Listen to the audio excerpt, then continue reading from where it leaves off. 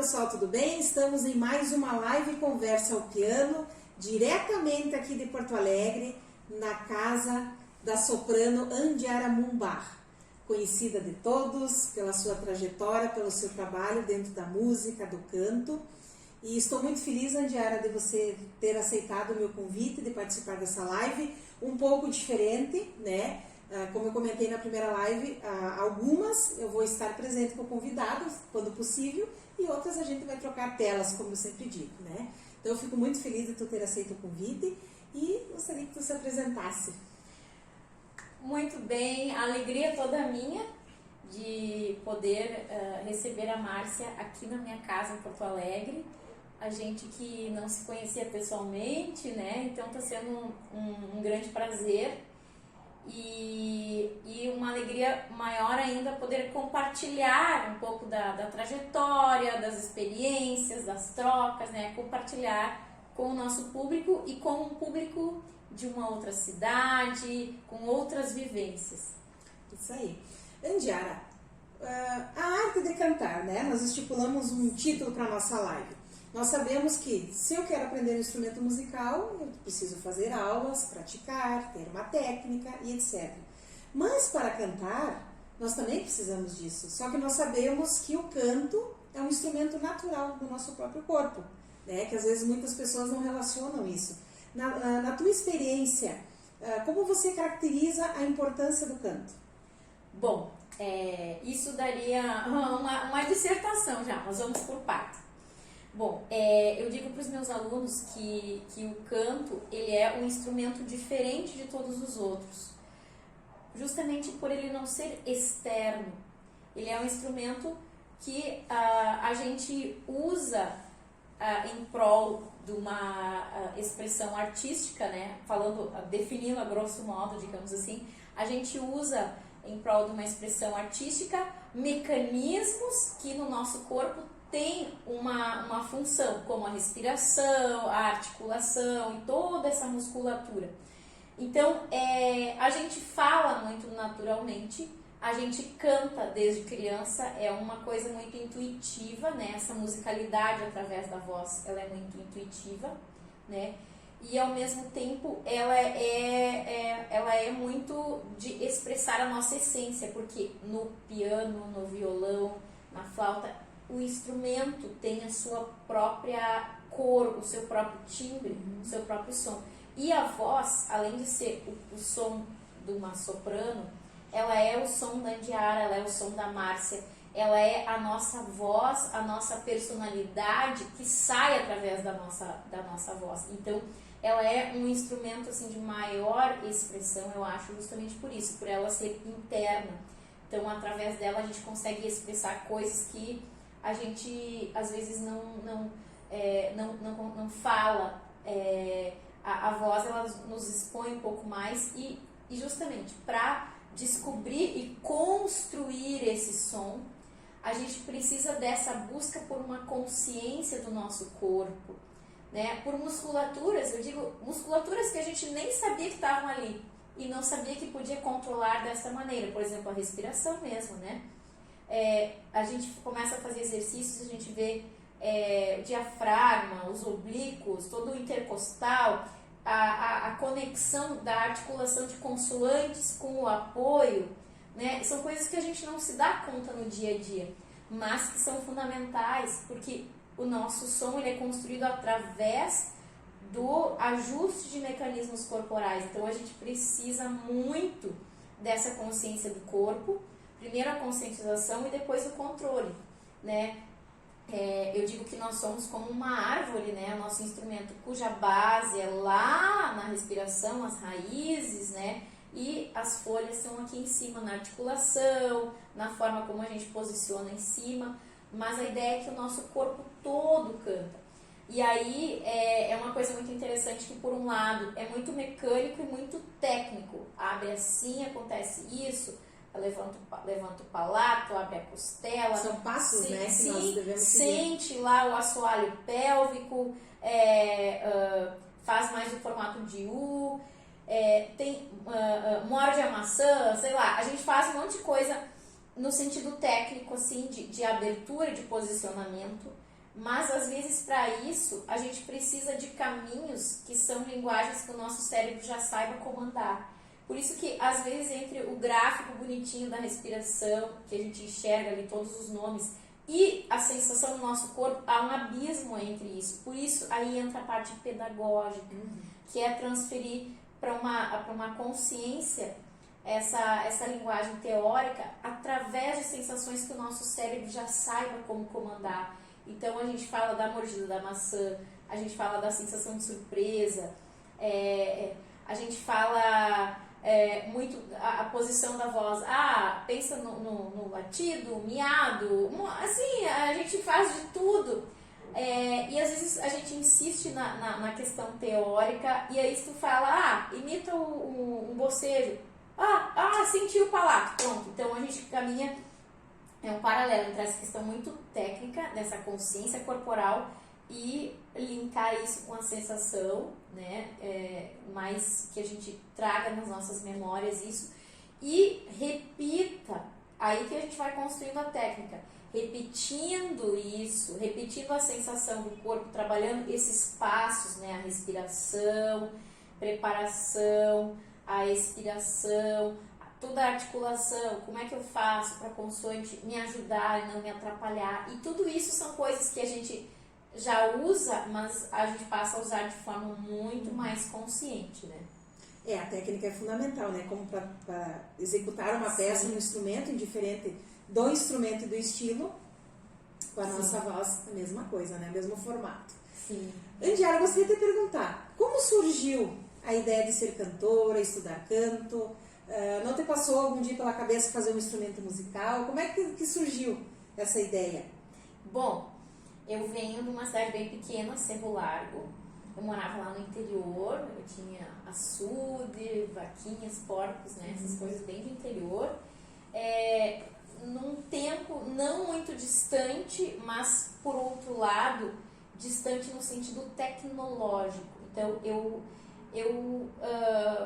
morava no interior, perto da igreja, perto da escola, eu cantava na igreja com a minha família, e aí eles perceberam que eu era afinada, assim. Tinha um talento já, e aí, eu estava na 2ª série, quando eu cantei no meu primeiro festival da canção. E assim eu fui participando de mais festivais que hoje não são tão comuns, inclusive, né, os festivais esses da canção, eu tenho lá minhas medalhas, troféus. E eu fui crescendo, adolescente, eu dizia que eu queria fazer faculdade de música. Super ignorante, do bom sentido da palavra. Porque não era assim como hoje em dia, que todo mundo lá na minha cidade tem internet em casa, tu clica, faculdade de música, aparece um monte de coisa. Ou as meninas da minha idade, né, quando eu era menor, hoje em dia elas olham os vídeos das meninas lá na Itália cantando Bambino Caro. Na época eu não tinha isso, então... Eu dizia que eu queria fazer faculdade de música e tinha primos que estudavam em Santa Maria, então eles contavam assim, que tinha faculdade de canto lírico, tinha, né, licenciatura, e eu fui fazendo daí o PEIS, que era o Programa Experimental de Ingresso em Ensino Superior, lá de Santa Maria, que cada ano do ensino médio eu fazia uma prova, então isso, no passar desses 3 anos, era o vestibular, eu fazia lá mesmo. E aí no 2º ano eu optei então por música, né, só que daí tinha a Letícia, que era de Cerro Largo e cursava música, ela disse assim, tu não vai conseguir entrar no canto porque tem que saber ler partitura para cantar umas peças de confronto, que era o Tambatajá, que era o Meu Bem. Então ela sugeriu que inscreve na licenciatura. E aí eu me inscrevi na licenciatura, ela me ajudou, né, a preparar os solfejos, era o Pozzoli, uma coisa super básica, assim, eu meio que decorei e fui lá fazer o teste específico. Eu lembro que eu fui super mal na prova de teoria porque eu não conhecia. Não tinha contato, né? Eu tocava um pouco de teclado, um pouco de violão, mas muito intuitivo, assim. E aí eu passei, e aí foi um grande susto por um lado, né, imagina a minha família lá do interior, eu saí sozinha de casa, né, com uns 17 anos, assim, não tinha celular, então foi um grande passo. Daí, passo maior que esse foi a vinda de Santa Maria para cá. Mas assim, então, minha alfabetização mais formal foi realmente na faculdade. E eu me apavorei no início, né? A gente se assusta Mas na muitas primeira história da né? música, de teoria e percepção, assim, intervalos, meu Deus do céu, como é que não desisti? Eu acho que eu queria muito e era pra ser. Tem coisas na vida da gente que assim, o que é pra ser, ele tem força. Tu encosta na porta e ela vai se abrindo, porque hoje eu penso que se eu soubesse que Bach era tão complexo, que música, técnica vocal, canto lírico era difícil, talvez eu não teria, eu teria dado pra trás, assim, não teria ido, pá. E eu fui e era pra ser, daí eu transferi no quinto semestre, eu transferi pro bacharelado, daí eu já sabia ler, já conhecia os compositores, então, e aí eu me encontrei no bacharelado daí em canto lírico. Que era específico pro canto. Sim, foi aí que eu conheci o canto lírico, então eu entrei e não saí mais. Isso aí. Andiara, eu gostaria que tu comentasse a diferença, por exemplo, de um cantor, de um solista, quando ele, por exemplo, faz solo, sozinho, com um instrumento, né, um instrumento acompanhante, e com uma orquestra, né? As três são com voz, né? Você está cantando. Mas a sensação, porque você já tem experiência, né? Então, qual é a sensação, vamos dizer assim, qual é o momento que você tem que estar preparado vocalmente para esses três tipos de situações? Solista, né, a capela, com um instrumento acompanhante e com uma orquestra, que a gente sabe que é uma gama de vários instrumentos ao mesmo tempo. Sim, com certeza. Na verdade, a gente usa, digamos assim, com calibres diferentes, né? É um som com calibres diferentes, porque uma orquestra é uma densidade maior de som. Então, se com o piano é só o cantor e o piano, tu tem geralmente um espaço que, né, é menor, um repertório mais de detalhes, ali a conversa entre o instrumento e o canto, né? Que na verdade o canto ele não é acompanhado pelo piano. O piano ele é o cenário, ele faz toda a ambientação, então ele não é simplesmente, né, não é um acompanhador só, mas ele é o cenário, é uma música ela é costurada ali entre a parte do piano e do canto. A música a capela, ela também, tu trabalha daí bastante com a reverberação do ambiente, isso principalmente em repertório mais gregoriano, né, coisas a capela, assim. Tu trabalha a tua voz dentro do silêncio, né, então tu para de cantar, tu faz frases mais longas, o som reverbera, é diferente, tu tá sozinho, né. Agora, o piano, dependendo da região da voz, já tem que ter essa preocupação com o equilíbrio, dependendo da região da voz e do tamanho da sala, né? Você tem essa preocupação com o equilíbrio. Se eu estou numa nota super grave e o piano faz super forte, né? Some, por exemplo, né? Mas tem muito repertório para piano e canto, música de câmara, onde há muito um refinamento musical, a sutileza. O piano te entrega uma linha, ele faz um comentário sobre a tua frase, por exemplo. E a música com orquestra, então, é uma engrenagem muito maior, o teu som precisa ser muito maior, a tua ressonância, a tua técnica precisa estar mais em dia para que tu consiga furar o som da orquestra e ser ouvida, né? Não seja coberta a tua voz pela orquestra, então. E outra, tem também a questão das liberdades musicais, que com o piano, se tu faz uma respiração diferente, o piano te acompanha. Agora, ali na orquestra, tem que estar super mais combinado com o maestro, porque tem mais muitas detalhes, né? pessoas dependendo daquela entrada do maestro. Então, e é realmente o concerto ele fica com mais intensidade, porque a densidade, a massa sonora é maior, né? Então você vê nessas três formas, indiferente o cantor, né?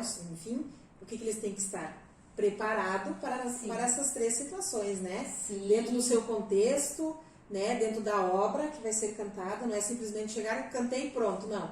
Você tem que se contextualizar com a música, né? Saber enfim, todos os aspectos. Sim, e em cada, assim, dando um zoom, né, numa outra camada de profundidade disso que tu falaste, cada período da história da música, também, cada estilo musical, mesmo falando de música popular, né, cada estilo musical vai ter um tipo de sonoridade, né, então uma orquestra barroca vai ser num ambiente com uma determinada densidade, uma orquestra para cantar Puccini é uma orquestra muito maior, com metais, com mais instrumentos, né, e um tipo de som diferente, né, e piano também, quando o piano está fazendo redução de uma área que é para orquestra, é uma coisa, quando é uma música só para piano e voz, originalmente escrita para piano e voz, também já é um outro repertório. Então, tem muita coisa dessa contextualização, assim, que a gente tem que levar em conta, né?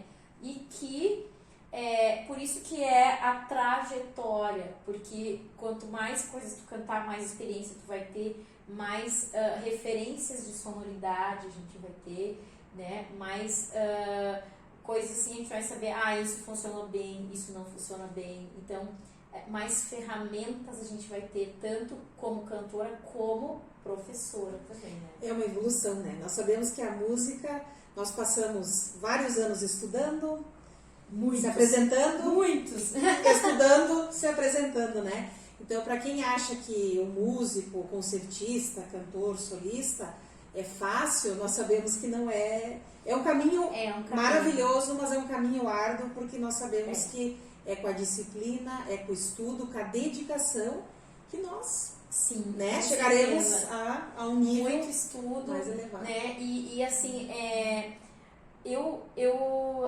digo sempre, assim, eu brinco com os alunos, que se tu faz um curso de culinária, na primeira semana tu aprende a fazer um arroz simples. Daí no outro mês tu aprende a fazer um carreteiro. No outro tu já aprende a fazer um risoto. Depois no próximo, vários tipos de risoto. Eu quero dizer com isso que a gente vai ampliando o nosso desenvolvimento. E não é assim, passou tantos anos, terminou. Não, é um estudo contínuo. Porque a tua camada, digamos assim, de profundidade, de refinamento vai ficando mais ampla e tu vai querendo fazer melhor, tu vai querendo fazer mais homogêneo, mais sutil, mais delicado, tu vai percebendo outras nuances que inicialmente tu não percebe, vai querendo fazer isso, né, para construir uma técnica sólida e também ferramentas musicais sólidas, né? Porque é para isso que a técnica trabalha, não é um fim em si mesma. Então, quanto mais a gente canta, mais vai abrindo o nosso leque de ferramentas, de experiência, né? A nossa gama expressiva de cores e também as nossas vivências de experiências no dia a dia emocional, vão fornecendo ferramentas para interpretação, né? E assim, um repertório que vai vendo que é diferente do outro, mas um auxilia, há uma troca, né? Então é muito estudo, né? Mas por outro lado é gratificante, assim, a gente chegar na frente do público e cantar, se expressar. E no momento que não tiver essa motivação para estudo, né? Cai fora, porque muitas vezes, muitos dias a gente faz uma aula e não funciona, a voz às vezes não está no lugar, sei lá, muitas coisas, tem muitos desafios, assim, então realmente quem gosta se satisfaz no estudo, em coisas que não são no racional, mas na expressão, na construção, em conseguir fazer aquela frase bonita, né? E então acho que esse brilho nos olhos, essa chama, a motivação para estudar, ela se manifesta muito no artista. E em termos técnicos falando, a gente sempre precisa estar estudando, porque senão é como qualquer atividade, um atleta, né? Um atleta, nós somos atleta também. Se tu deixa de praticar, a técnica ela vai se acomodando, vai perdendo aquela sutileza, aquela manobra que tu sabe fazer e de repente tu vai cantar de novo daqui a um tempo, já precisa retomar, né? O corpo ele é músculo, então a gente precisa tá sempre ali lembrando a sensação, repetindo. Ou seja, sempre em constante aprendizado, né? Exatamente. Quem trabalha com música aí, os estudantes aí que vão nos escutar também. Com certeza. Quer iniciar a estudar música, já se prepare, porque o caminho é longo, né? Até longo. chegarmos, não digo perfeição, porque nós não somos perfeitos, mas para você chegar num certo nível, que, por exemplo, você toque. Eu canto com uma orquestra, tem que estar num nível mais elevado de aprendizado, de técnica, experiência, né? Com então, isso é muito válido, né? Com certeza. Andiara, vamos passar as redes sociais para o pessoal te conhecer. Tu tem site agora também? Sim, eu tenho site, tenho Face, tenho Insta. Então, me encontrem, me sigam nas redes, me escrevam. É tão bom a gente receber, assim, mensagem das pessoas. Ou esses dias a sobrinha de um aluno meu disse que ouve uma música minha no carro. Eu fiquei tão emocionada, assim. Uma inspiração. É uma coisa tão, né, é tão gratificante pra gente. Aí que tá o que eu tava falando antes, a gratificação, né? A gratificação, a realização nossa é com outros parâmetros, né? Então, me sigam e sempre, agora espero que as coisas, né, voltem para a gente ter mais concertos e repertório e projetos, então é um círculo virtuoso, né? Estamos nesse momento agora, mas com certeza com a diminuição dos casos e abrindo novas possibilidades, não digo ao normal, mas vai se estabilizar um pouco, né? É um diferente, eu acho assim que as coisas vão voltar, mas, por exemplo, tem coisas que a gente passou a usar como única alternativa que vão continuar como ferramenta. Né? Essa já é uma forma. Exatamente. Nós estamos fazendo aqui. Exatamente. Né, mas esses dias eu cantei num concerto presencial e foi maravilhoso, assim. Nossa, eu tava com muita saudade do público, porque é muito diferente tu fazer uma apresentação com a câmera gravando sem nenhum público, é muito esquisito. Lá no início da pandemia eu fiz uma live na OSPA, foi muito esquisito. E a sensação é diferente. É diferente, né? porque quando tem o público ali, ele tá sentindo calor, tem uma troca de energia, né? Então, muita saudade disso, e certamente o público também, de ver o artista, sentir a respiração do artista e não através de um computador, né? Mas, por outro lado, tem coisas que, assim, através de uma transmissão, a minha mãe lá em Cerro Largo assiste um concerto na hora, né? Que antes ela não teria como assistir. Também tem isso, né? Os benefícios, né? E outra, assim, eu participei da semana de canto barroco lá da França, né? Quando que, né? Então tem coisas que realmente vão ficar, né? Mesmo depois desse momento todo, tem algumas ferramentas que auxiliam a gente, né? Isso aí, com certeza. Andiara, te agradeço de coração de tu ter aberto as portas da tua casa para a nossa conversa informal, né? Estamos aqui conversando como colegas, como pessoas com um objetivo comum, que é levar a música, transmitir conhecimento às pessoas, né? Então, te agradeço de coração por esse momento muito especial, em poder te conhecer, porque, para quem não sabe, a Andiara me deu umas aulas de canto, ainda vai continuar me dando, né? Online, 8 da manhã, né? 8 da manhã, nós ensaiando. E com certeza ela me ajudou e vai me ajudar muito, né? Pra gente crescer. Sim, que a gente faça muitos projetos juntas ainda, também, né? Também, isso aí, vamos embora. Né? Que, como eu sempre digo, Andiara, como eu já falei, eu iniciei esse projeto no passado, o objetivo de trocar experiências, conversar com os colegas e mostrar também o que nós estamos fazendo nesse momento. Sim, né? Com certeza. Então, um dos objetivos é esse, né? Porque eu acho que assim, toda a classe da música, da arte, enfim, ela tem que andar juntas, né? Não podem haver uma separação. Com certeza, a gente constrói juntos, faz projetos juntos, faz parcerias, troca, né? E esse é a nossa grande missão, né? Como artistas. Então, que a gente faça muita coisa juntos. Com certeza, com certeza. Então, na sequência, o pessoal vai ficar a música Lua Branca, de Francisca Gonzaga, que tive o prazer de acompanhar a Andiara soprano, diretamente da sua casa em Porto Alegre. Beijão a todos. Beijo, tchau.